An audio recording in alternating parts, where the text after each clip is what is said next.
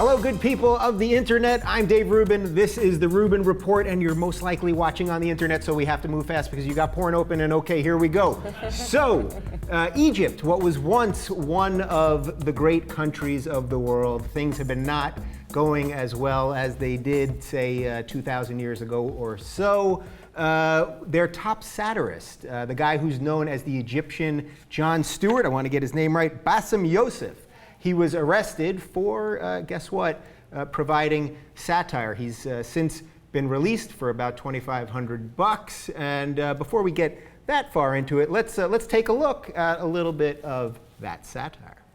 هو ده الرئيس محمد مرسي رئيس مصر. المهم ان انا رئيس للكل. انا تامر حنفي احيي حضراتكم. انا شهيرة امين. انا سعد الدالي. انت مين؟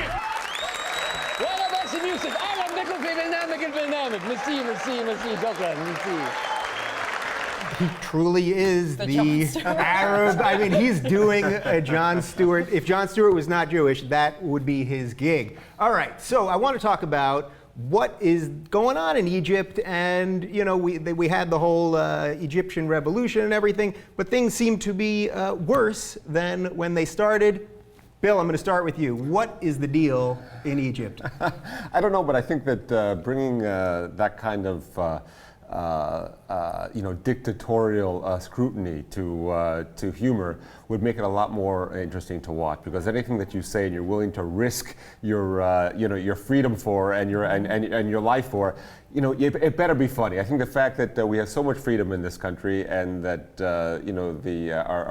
our Constitution guarantees us the right to say anything, it's too much of a free-for-all. And there's a lot of times when I'm watching certain sketches on TV, certain comedians, a lot of SNL stuff, and you're like, man, these people need to be called on the carpet. They need to be at least questioned and released so that they get their game together. They should have to answer for some of their treasonous attempts at humor. Yeah, Sam, what do you think? You're a satirist, a comedy person. When you're doing Pop Trigger, do you feel that the government's going to come get you? We don't, and I tell you what, we wouldn't say half of the things, 99% of the things on Pop Trigger if we believed that. Yeah. Especially some of my co-hosts that we get on the show. We have a lot of comedians that come on the show, Brett Ehrlich's on the show, and we speak exactly what we feel. And you look at some of the, the comedians today, I mean, they can actually, they can celebrate the president or our government, or they can hate on it, and we see that with, a lot of the people on Fox News. We see that with Rush Limbaugh. Can you imagine if the same rules applied here? We'd have a lot of people locked up. Yeah, now it seems to me that comedy actually is sort of the first thing that should come around in a democracy. They need this in Egypt tremendously. Where do you think this will fall out? I mean, do you think that he'll go back and do it again, or has he now been scared enough to just forget it? As offensive as this is to Egypt's long line of satirists and the distinguished lineage there, I'm not... How far back does that go? Exactly? About 3 years, or 6 months, Yeah. give or take how you're measuring it.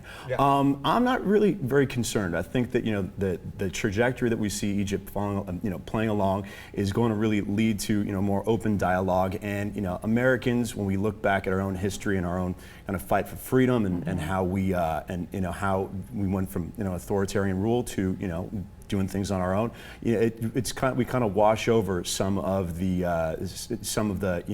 the problems and the dirt that comes along with going from authoritarianism to a democracy. And these are just some of the growing pains that any situation like this will encounter. And I think you're going to find the Egyptian Stephen Colbert and the Egyptian Mel Brooks soon enough. And they can all be in jail together, apparently. Perhaps. Well, I'm glad you brought up the growing pains, actually, because what do you guys think? I mean, it seemed like they had a dictator, and not seemed like it was. They had a dictator in Egypt for about 30 years. Then they had this Arab Spring thing. And now they have the Muslim Brotherhood, who really is more extreme than Mubarak was in the first place. So how long does it take to get freedom? Well, I mean, like you said, I think you brought up a really interesting point that this doesn't happen overnight, unfortunately. And I think that the people of Egypt just have to continue to fight. They need to continue to fight for their freedom. They need to continue to fight for their freedom of speech. And I thought, it was really great that Youssef, how do you say his last name? He, after he was released from jail, he actually went on to continue to express what he really believed. And I have his quote here, and I thought it was very poignant. He said, if there is anyone who has insulted religion, it is those who use Islam as a weapon for political reasons. So he's going to continue to be him, and I think that's great. He's going in the right step, in the right direction, in the right step. So. Bill, as a comedian, is there anything that you won't touch upon that you think is actually too sacred to really hit on?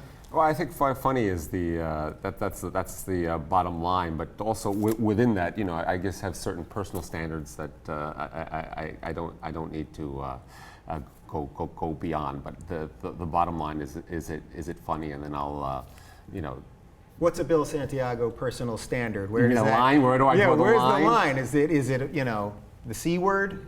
Is it the N word? No, if it fits, if it's in context, it's not a certain word, but it also depends how you arrive at it. If it's clever enough, it almost justifies anything. And it depends who you're going after. Are you going after the are you going after the victim? Are you going after the power structure? Are you reinforcing stereotypes? Are you shedding any new light? Are you really getting it off your chest? Are you going for the lowest common denominator, making everybody feel good about the stereotypes that they feel like prolonging for forever? So I have my view on things, and then I use the punchlines to get it out there. But the first is it funny? Does it hit me as funny? Do I think it's funny? And then, hopefully other people will too. Yeah. But. Well said. And Bill Santiago will be headlining at the Chuckle Hut in Cairo, Egypt, all of next weekend. Giving a dissertation, Yeah, you might be sharing a jail cell. That's okay. It's funny because it reminds me I was in Cuba and I went to a comedy festival there, and Castro was still very much in power at the time.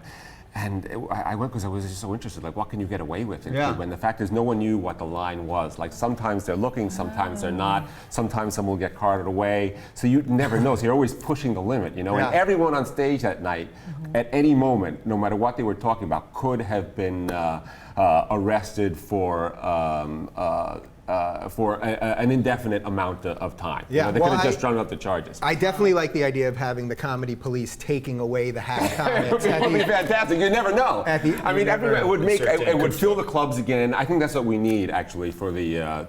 For Egypt. Well, no, for the comedy scene in this country. Yeah. For every once in a while, somebody just be dragged off stage. It would fill the clubs. Right now we are hurting for audiences, and you have to. Should we bring the big hook pull back? all sorts of. No, it should actually be police. When Lenny Bruce, when no one knew he was going to be arrested, he would sell out. He was doing the best work of his career. Of course, then died of a heroin overdose. But we've all got problems. All right, let's talk about the biggest comedian in America, literally and figuratively, Rush Limbaugh. Actually, this is bizarrely good news related to Rush. He has sort of come around and is now accepting that gay marriage is going to happen in this country. He doesn't really back it himself, but he now sees it as an inevitability. That's a tough word. But let's listen to Rush. So my conclusion that gay marriage is inevitable was simply in recognition of what the Politico story said, that the Republican Party wishes it would go away. And by that they mean the Supreme Court issue a sweeping ruling legalizing in all 50 states. If the primary source of pushback isn't going to push back, I'm sorry, it's inevitable. Inevitable, there you go. Doesn't sound too happy about it. Matt, is it inevitable? And if you've won Rush Limbaugh, have you actually won the argument? Well, I think there are two different answers to those questions. One, I do think it's inevitable, and I think you can really gauge the community consensus on it at this point. That there's just been the velocity at which people have adopted this view over the last, let's say, 18 to 24 months is pretty unparalleled. I mean, even in 2008, you didn't feel like the tide had really turned, and that it was starting to spread into kind of the voters and the people in the populace who are in between the 40-yard lines. But it was still more of play of of an interest group.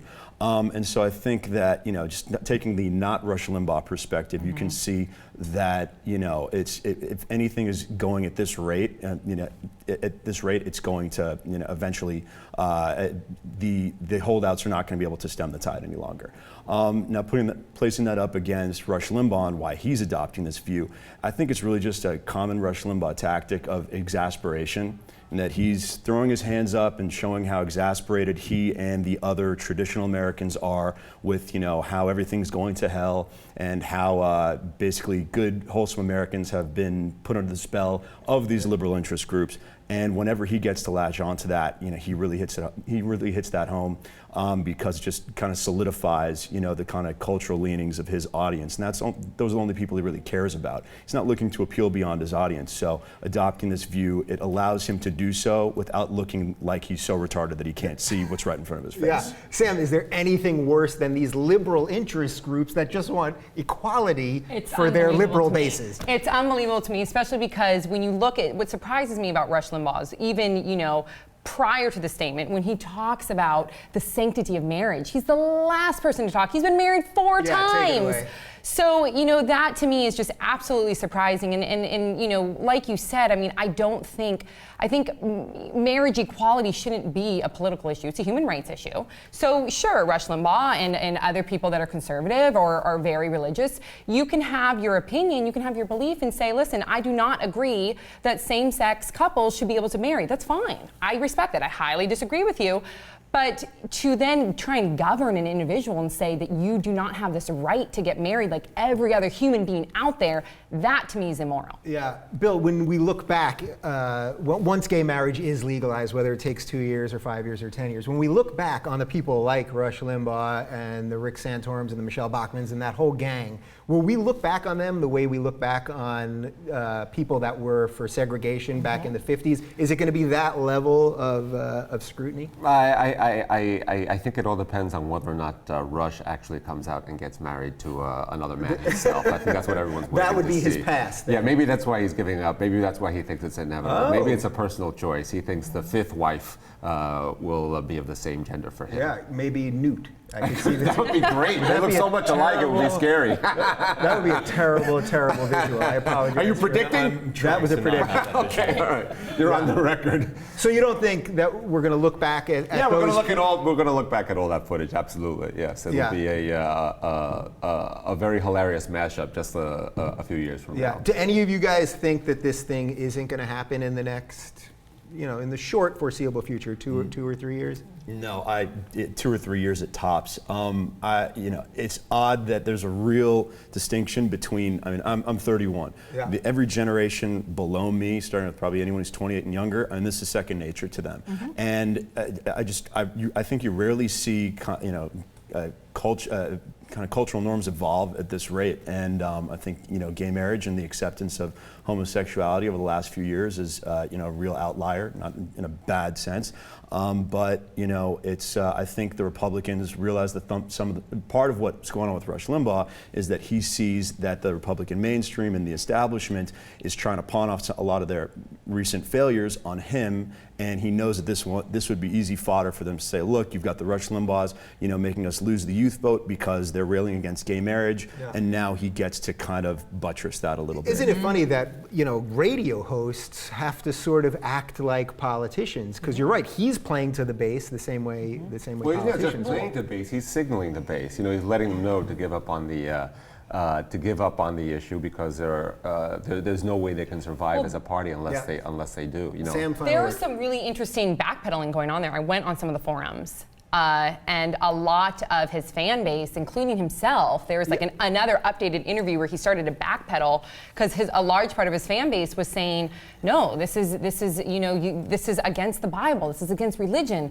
And it's so funny because they're so quick to use the Bible and certain aspects of it that suit their agenda because, there's other outworldly things in the Bible, like, you should send your firstborn daughter into slavery. So it's like, it's there, they go ahead and they pick and choose which agenda. It's so preachy, that book, isn't it? Just so preachy. It's so literal. Yeah, exactly. So I thought it was interesting, though, watching him kind of do like an update within the forums because so many people did not like that he was kind of, lifting up his arms and saying this is inevitable. Yeah.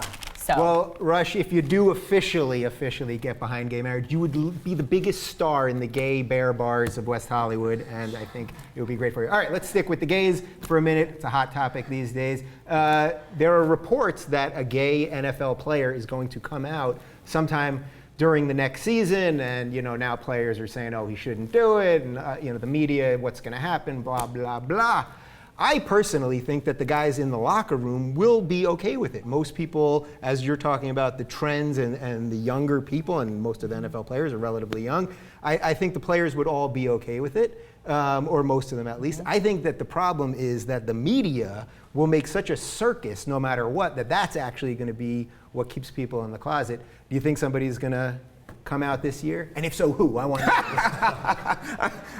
I don't know. I'm not. I have no skin in the game, so to speak. I'm not a football fan. I don't see why it should matter. I'm not a fan of marriage either, and it's just sort of weird to me, like that there's so much of a push for marriage, which is a defunct, obsolete institution that more often than not ends up in complete failure. I wouldn't want to have a part of it myself.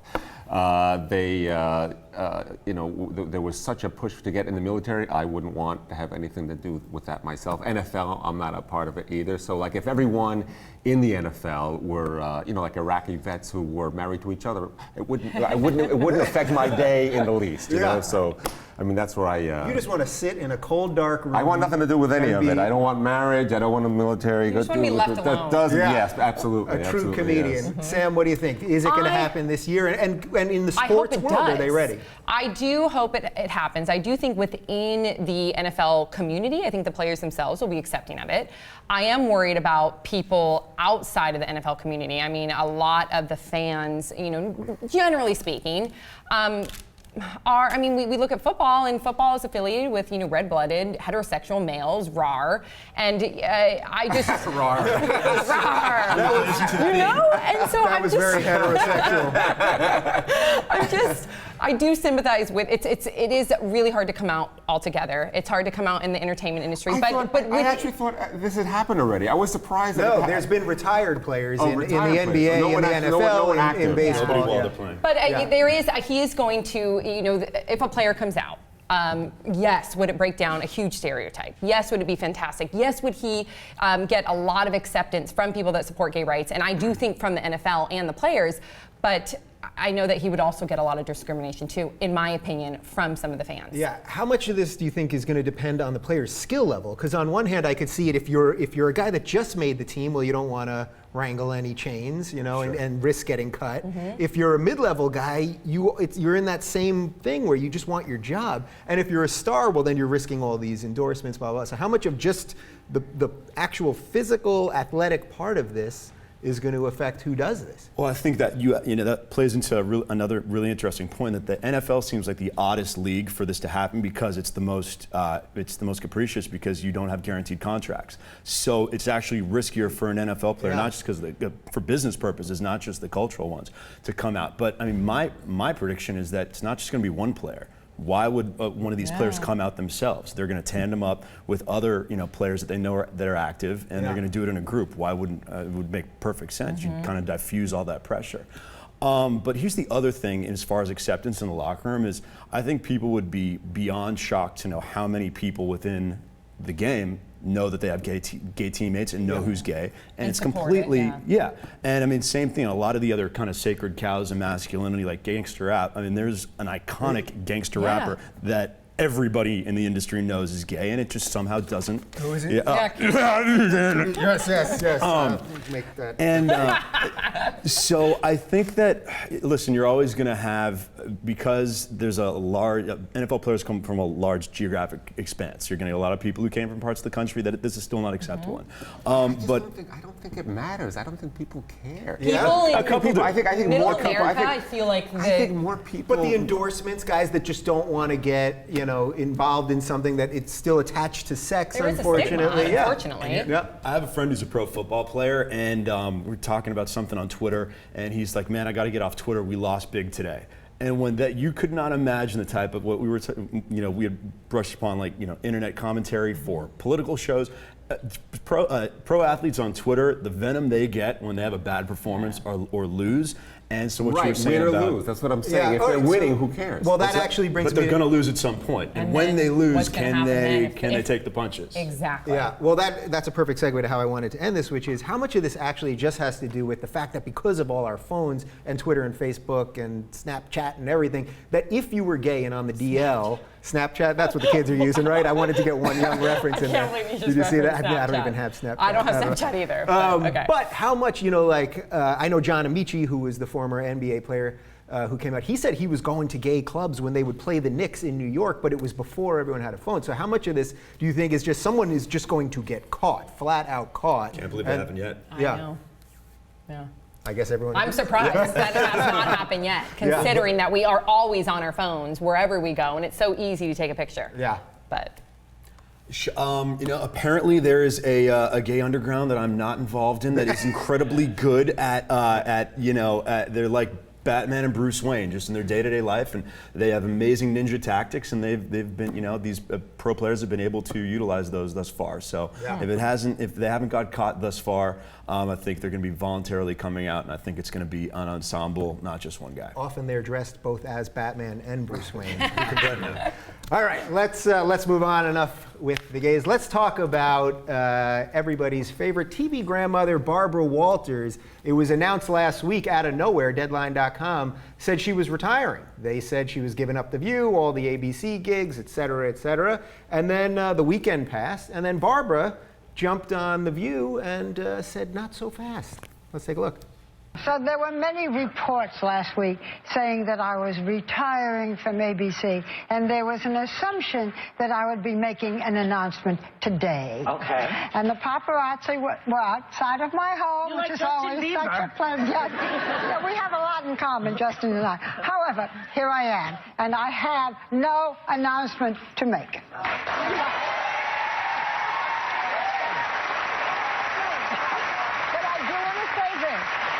That if and when I might have an announcement to make, I would do it on this program, I promise.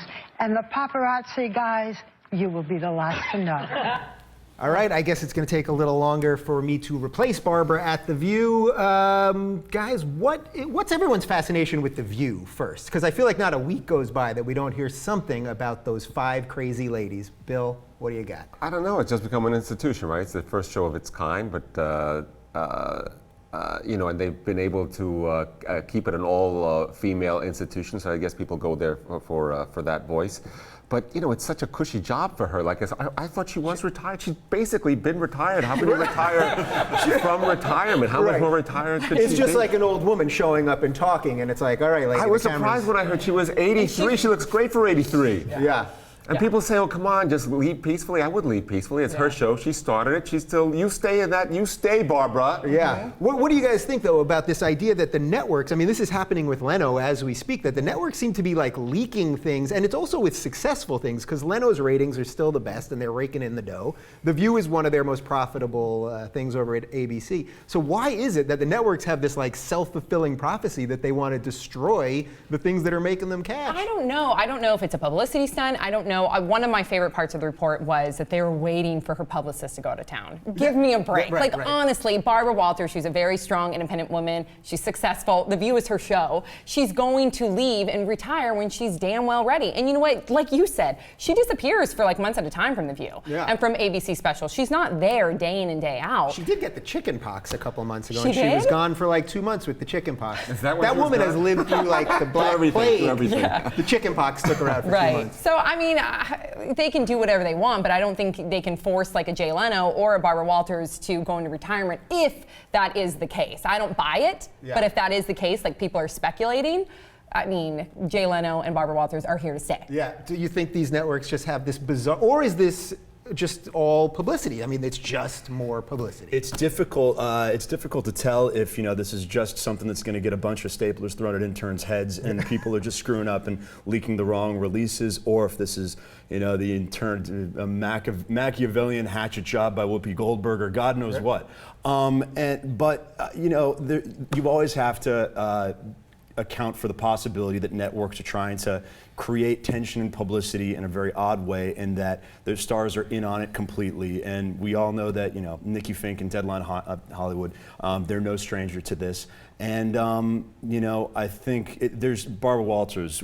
She's in far too powerful a position at that show and with ownership to be pushed aside with, you know, non-voluntarily. So this was either a big mistake and got a bunch of people fired, or it you know, it was done completely choreographed, and Bob Iger's sitting there laughing his ass off. I wonder how many people tuned in to her announcement. Today? Yes. Yeah, I mean, it was the first, everyone was talking about it all weekend, and right, they probably had the most eyeballs on them. Exactly. Today. What do you guys think, though? Is this just, you know, is Barbara, she can't go anywhere unless she wants to, as you're all saying. But are they leaking this because ultimately they want to go younger, so you sort of put it out there, then she has to respond, and then it's like, that's your way of sort of edging her out. Well, it could just be, you know, publicity stunt for a little uptick in ratings, you know. But I don't think anyone really wants to see her go. I do. Yeah, she's the person. You've had it with Barbara. No. The only reason I would like to see her go is because I'd be interested in seeing like what kind of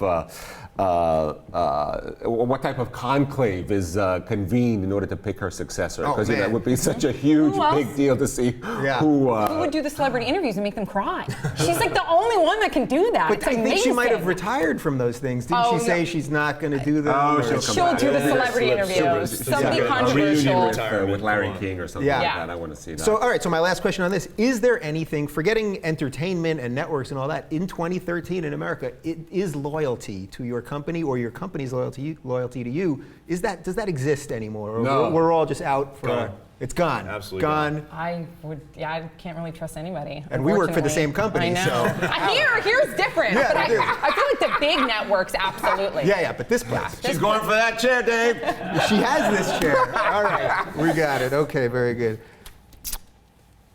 All right, let's move on. Let's talk about pornography, because yes, this is the internet, and as I said earlier, most likely you have another tab open right up there, and we know what you're doing.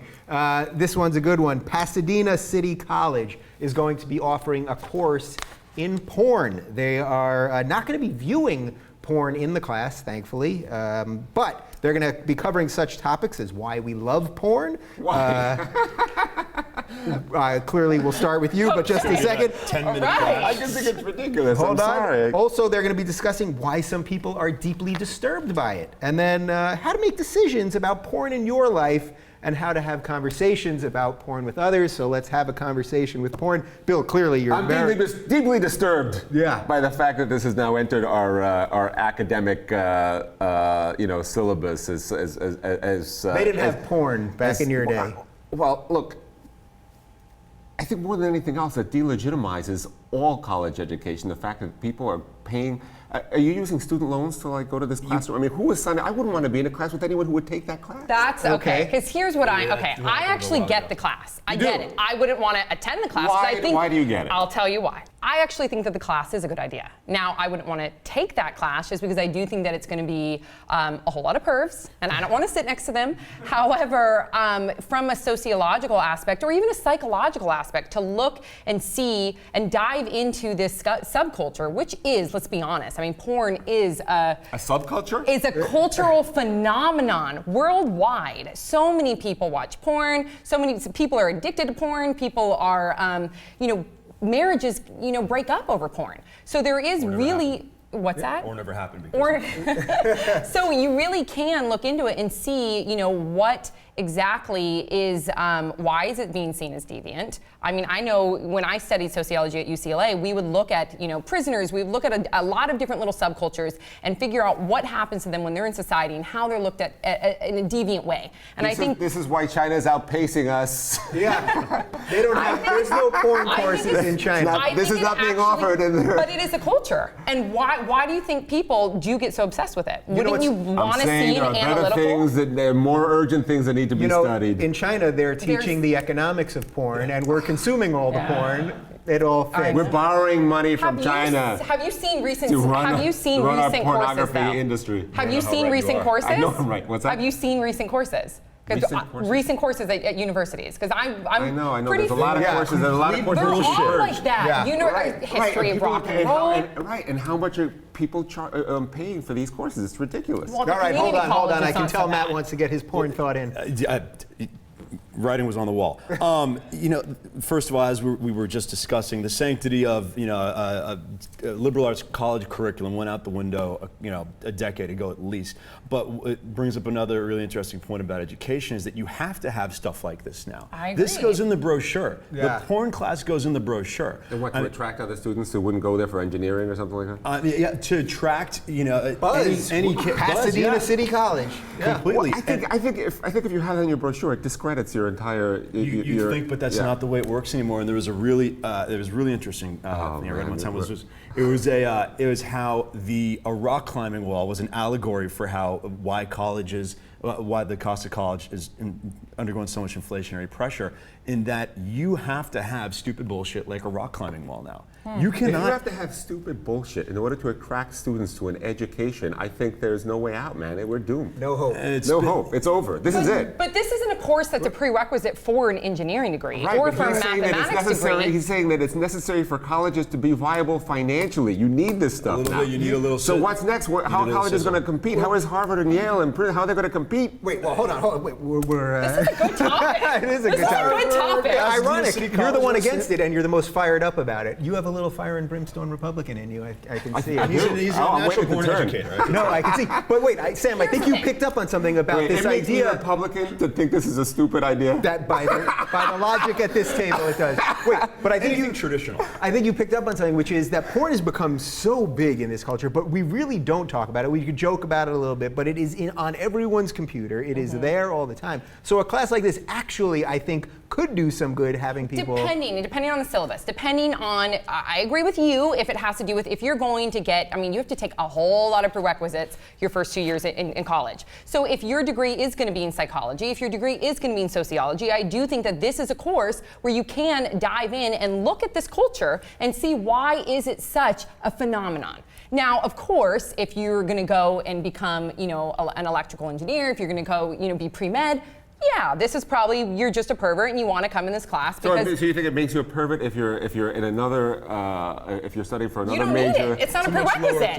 You to don't become need a it. So if it's a requisite, it's okay. Well, pre-med, it could be. you are. It could be, right? Yeah. What if you're treating somebody who has a medical condition that this could alleviate? That's a stretch. It's a little bit of a stretch. It's a bit of a stretch. It's a bit of a stretch. Matt, But- final thought on higher education and pornography. Go. Okay. Go. First, the way you described the class is really interesting because I think if they'd couched it in these are the negative effects of porn, you could get away with it and it would sound like a really worthwhile and substantive class. Right. But because, and I think it's better to do that to make that just one aspect of the class, but then just talk about the broader cultural impact of porn. I think that makes it really interesting, but it leaves it vulnerable to be looked upon as not as fluff. But we've got, if you looked at the syllabus and the offered courses of so many top-notch colleges, not to, I would be the first to sign up for philosophy of The Simpsons, but it's taught at Harvard. There's a lot of masturbatory courses, but this one takes it over. I took history of Beatles at UCLA. I took history. It's all there. It's all there. You're on Rush Limbaugh tomorrow? I don't know why that turns me into Rush Limbaugh. All right. Good talk. I want to remind you guys that the Rubin Report's official outfitter is bonobos.com. Dig my shirt. You can get it for 20% off. Go to bonobos.com and use code TRR20. And that brings us to our final topic, pre-crime. It's not just in Minority Report. Scientists have found a way to predict whether convicted criminals are going to commit another crime. It's a little technical here, but basically they scanned the anterior cingulate cortex, the ACC, in 96 prisoners, and the area in the brain that's associated with decision making they found often was smaller, and they followed these convicts for about 4 years, thus finding out that many of them did cause repeat crimes. So my question to you guys, broad topic here, is everything that we've ever seen in science fiction going to destroy us? Because this is Minority Report, one of my favorite movies, and are we all going to suffer from science fiction and everything that has been in every movie? I wouldn't have it any other way.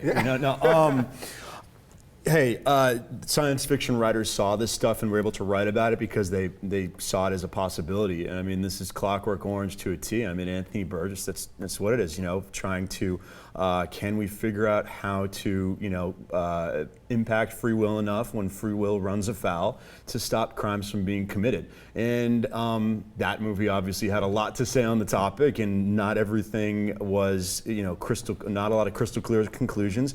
But hey, yeah, I think, and I'm not an alarmist about, like, you know, about technology and everyone bitching that some, you know, Mark Zuckerberg owns them because he knows that they purchase something off bonobos or something. Good plug. Yeah, thank you.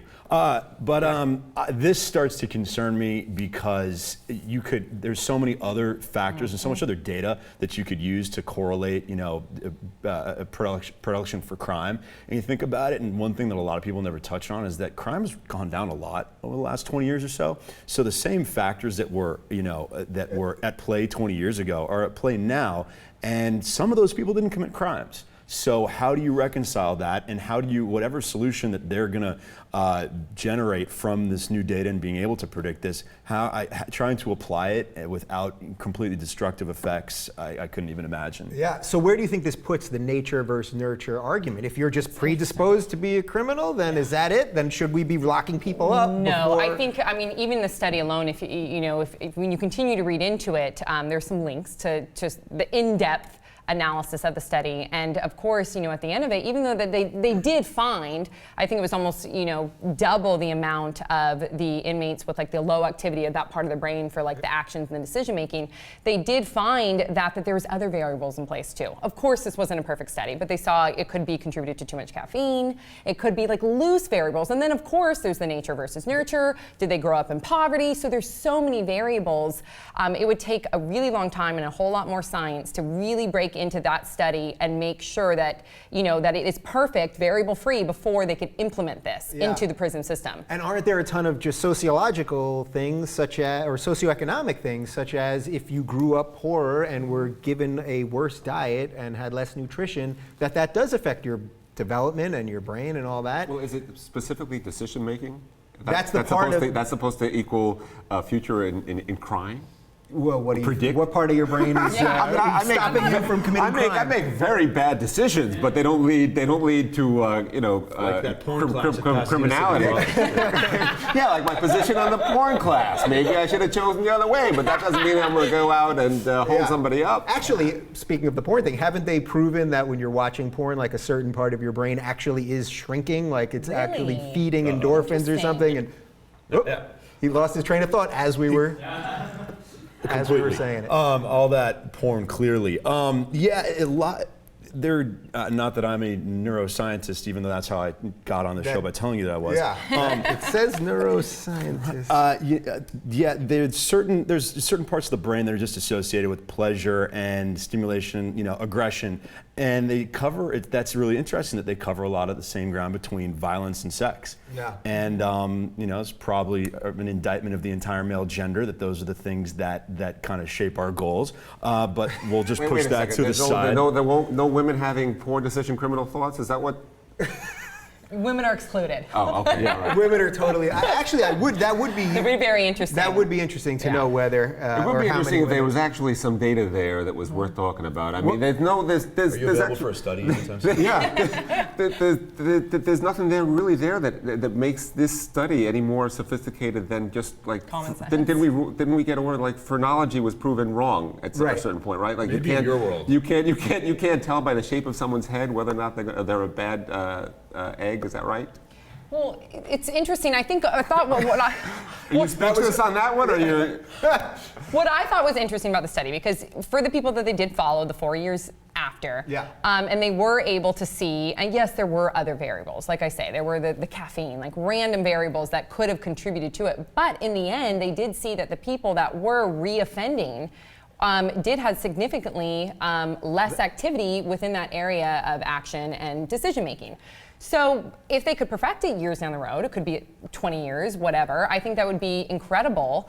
Like I said before, carefully speaking, if it was variable free, to be able to see which criminals are going to reoffend and which aren't. That would be an ideal situation. And then Tom Cruise gets part 2 of I the know, movie. exactly. And everybody's happy. All right, well, you guys have all proven that you're using the big part of your brain quite well, so I'm going to let you pimp yourselves out to the good people. Matt, you're up first. Wow.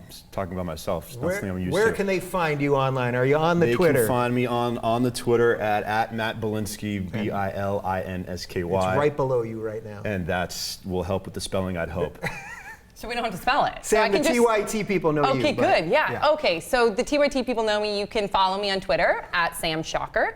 And then you can also watch my show here at the Young Turks Network called Pop Trigger. And Bill Santiago, you skeptic, you anti-porn, pro-Rush Limbaugh lunatic. You got my number. BillSantiago.com if you want to know more information. I'll be at the Ice House a lot this month. Is this airing this month? This is airing tomorrow. Which is in Pasadena, so luckily it's very convenient to look City at you. College, where I'll be taking the course. That's right. That's look right, at you that's bashing right. the City College. I'm a hypocrite on top of everything else. All right, I thank you guys for watching, and we'll see you next week.